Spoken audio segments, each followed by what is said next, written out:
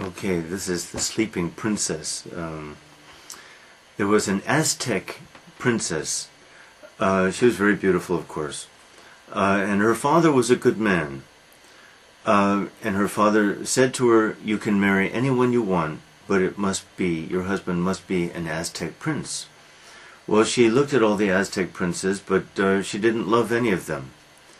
Then one day, in town, her eyes caught sight of a prince from Tetlimecan.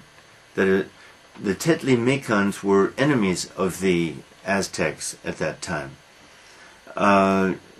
This prince looked at her, she looked at him, and love at first sight.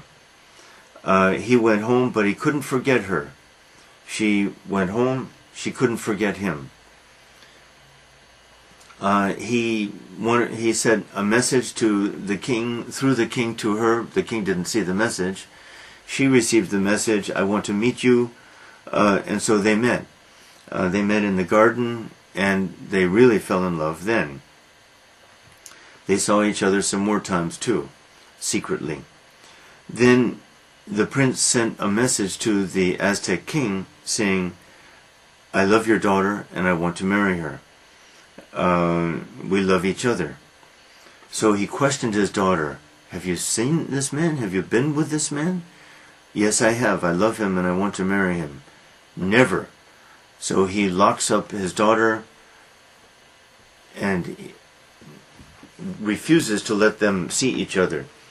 But there are some very odd things about this story. One is that the servants repeatedly help the princess to meet the prince secretly. And he comes many times, and they meet many times. But gradually the king found out about these trysts, or these rendezvous, these meetings, and decided he must stop this. So he sent a message to the prince saying, "Okay, we Aztecs are having wars with somebody. If you join me in this war and help me against them, I will let you marry my daughter." So the prince and his army came, they joined together, but when the battle was beginning, the Aztecs withdrew, leaving all the fighting to be done by the Tetlimecans. The Aztec king assumed that the prince and the Tetlimecans would be killed. But they weren't. They were strong, and in fact, they won the battle. So look what's happening to the father king. What a good man he was, and what is becoming of him. Low treachery like that, all for these notions that we have about people marrying other people or something. Though it is very odd that the princess can't love an Aztec prince and can only love the enemy of her father. It's a little similar to Othello, when Desdemona must have Othello, the 45-year-old black man, instead of the handsome young Venetians. Very similar.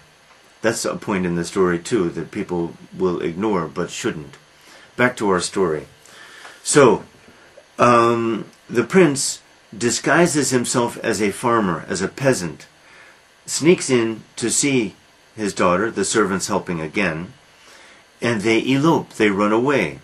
And they think, maybe after we're married, my father will forgive us and we can be together the way we should be. But the father never forgave his daughter. And so the young couple went to live far away in some village. And they lived there for some years together, happy, they loved each other. But then the health of the girl, the princess girl, was failing. And a mountain god came to them and said, "Today you will die, tonight you will die. But we have decided that you're not really going to die. You and your husband will go to those two volcanoes. One of you, the princess will stand on the northern volcano, husband on the south. And then you will enter these volcanoes, but one day you will come back to help your country defeat some enemy that appears. This is similar to King Arthur, and Arthur is never dying in Arthurian legend, but coming back when Britain needs him.